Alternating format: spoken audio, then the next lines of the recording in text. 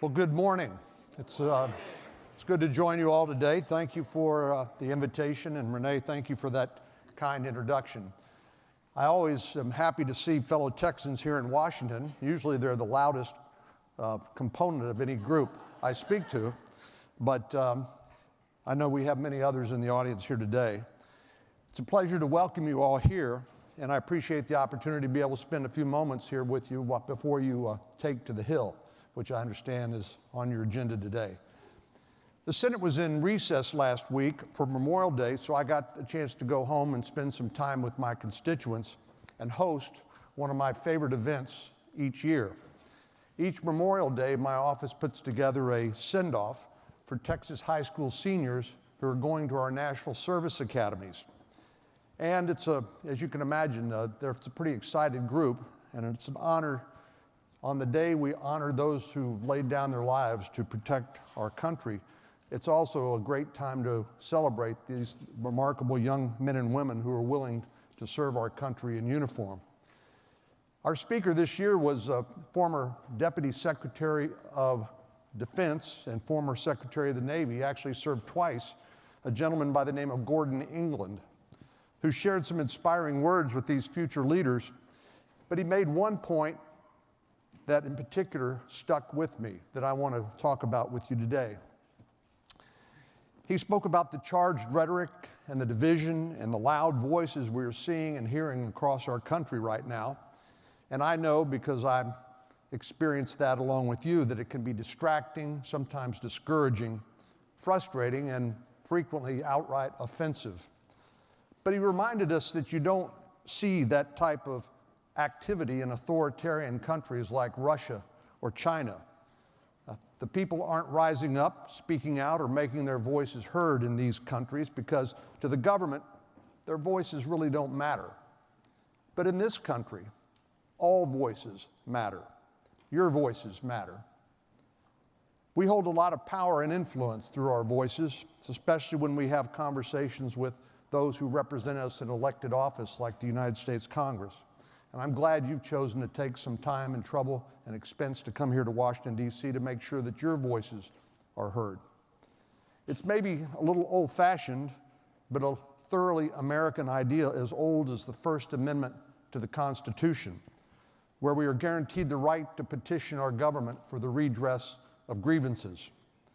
And I know the noise can get to you at times, but I have a recommendation for you. Every once in a while, turn off the TV. Put down your social media account. Take a walk.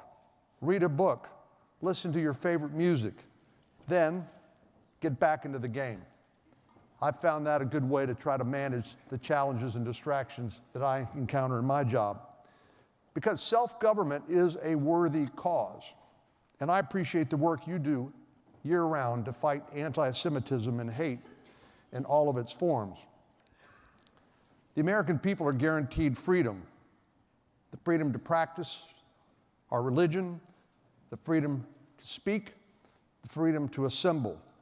And though we're seeing some of the ugliness that comes from the exercise of those freedoms right now, it is far better living in a country, far better than living in a country where those voices are selectively silenced. But that's not to say that we should be silent or accept all of the contentious words being thrown at us today. Indeed, I believe we have a duty to speak up, to respond, to defend our values and our way of life. And I know you believe that too. I think there are two types of people perpetuating some of this rhetoric. First, there are people we simply disagree with. I'm sure you have Facebook friends who post things that drive you up the wall. They support different candidates. They have different opinions on public policy. And as frustrating as those differences may be, they're for the best. It's a feature of our healthy democracy. Now, the second type of people and the second type of rhetoric is far more dangerous. Those, for example, who spew anti-Semitic or racist words and wish hate upon others because of our differences. We must not let this type of speech go unanswered or become the new normal. Unanswered, it can lead to some pretty devastating consequences, including an increase in the number of hate crimes in recent years. In 2017, nearly 60% of victims were targeted because of their race or their ethnicity, and more than 20% were targeted because of their religion. Sadly, the majority of the victims of anti-religious hate crimes were Jewish Americans. In the midst of division and hatred, we need voices like yours to promote inclusiveness and equality. Accepting the status quo is not an option. It's not an option sitting on the sidelines while others take to the playing field. We need to fight hate and anti-Semitism when we see it, and to prevent it from becoming mainstream, along with all of its dehumanizing effects. One fact of life that we're increasingly facing is that good news doesn't drive clicks. In other words, it doesn't sell advertising. News organizations and even some propaganda sites like Russia Today or Sputnik, which actually have now had to register as foreign agents in the United States. Many of the scandalous stories that find their way into the mainstream find their way for the most venal of reasons. It draws a clear line in the sand between my side and the other side, because that binary thinking has become so common, and more of us are drawn into the fray. Over the last few months, we've even seen members of Congress engaging in some of this rhetoric, making anti-Semitic statements and later offering only half-hearted apologies. Our elected officials should be promoting more welcoming and a more tolerant country, not spending their time attacking groups based on their religious beliefs.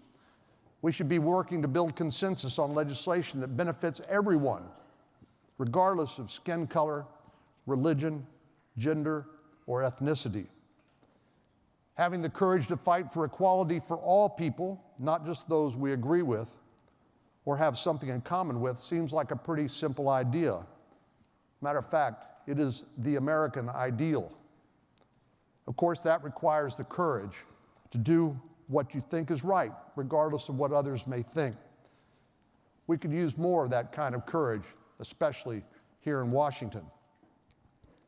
You're doing great work to secure justice and fair treatment for all Americans, and I assure you, I stand with you in that fight.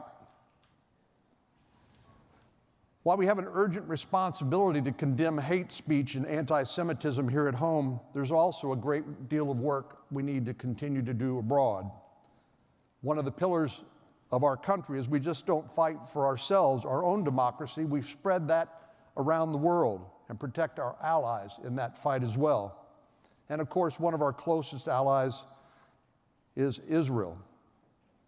At the beginning of this year, the Senate took up a piece of legislation to support our allies in the Middle East, particularly Israel and Jordan, and to promote democracy in the region.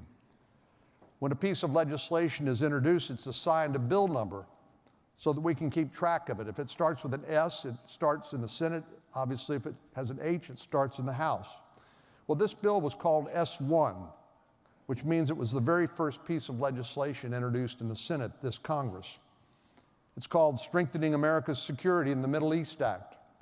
And it supports Israel and, as I said, Jordan through military defense and security cooperation.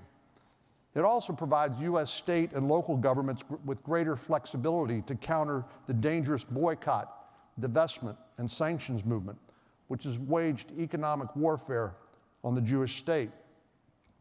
This bill provides state and local governments with the same flexibility afforded to private companies. If they decide not to do business with companies who are boycotting or divesting from Israel, they will be well within their rights under this legislation. It includes other measures to address the ongoing conflict and humanitarian crisis in Syria and impose sanctions against those who do business with or otherwise support the Syrian regime. This bill passed with broad bipartisan support in the Senate in early February, and unfortunately continues to languish on the House calendar. I hope Speaker Pelosi and members of the House of Representatives will take this bill up soon and make clear our support for a more secure Middle East. Perhaps this is something you'd like to talk to House members about when you go to the Hill today. This bill was a major step forward to supporting our allies, but there's more we need to do to protect that, to fight that region's primary antagonist, Iran, which is the leading state sponsor of terrorism in the world. Iran's Islamic Revolutionary Guard Corps, or the IRGC, is a branch of the Iranian armed forces with an unconventional role.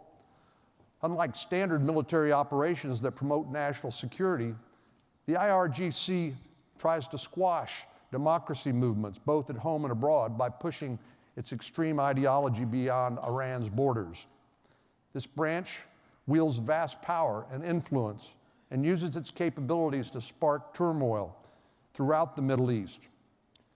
What I find particularly concerning about the IRGC, the primary military appendage of the Ayatollah, is the one in control of Iran's ballistic missile program. That's the same program which unfortunately only accelerated under the JCPOA, the Joint Comprehensive Plan of Action. It's no surprise that the primary enemy of the IRGC is Israel, the lone democracy in the Middle East. The IRGC funds terrorist proxies by funding heavy arms, training, and funds to advance the Iranian regime's goal of regional domination. It has helped Hezbollah alone amass more than 100,000 missiles capable of striking anywhere in Israel. The financial machine that keeps these operations afloat consists of a clandestine network of front companies, including energy, construction, telecommunications, banking, and finance sectors. Now, we're not talking about a handful of small businesses. It's estimated that the IRGC alone controls a quarter of Iran's economy. There's no doubt in my mind we need to do more to push back against the IRGC. Earlier this year, I introduced the Iranian Revolutionary Guard Corps Economic Exclusion Act, which would take steps to increase economic pressure on the aggressive actions taken by Iran and executed by the IRGC.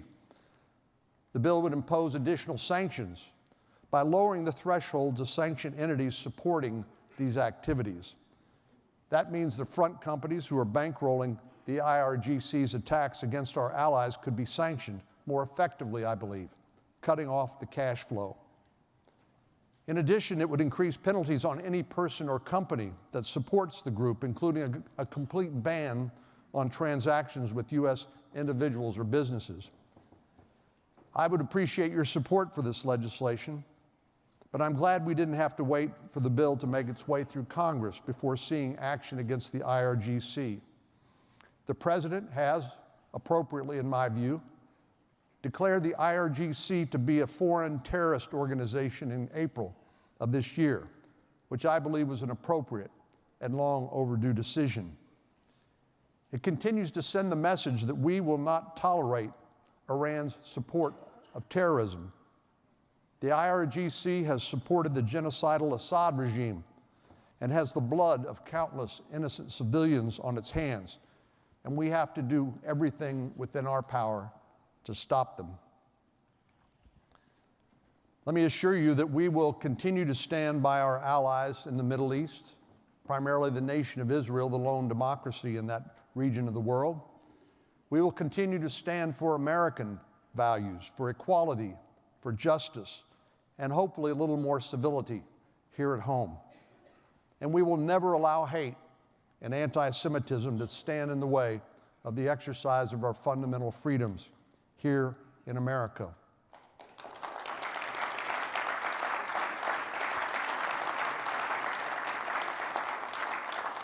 So let me thank you once again for the opportunity to spend a few minutes here with you this morning.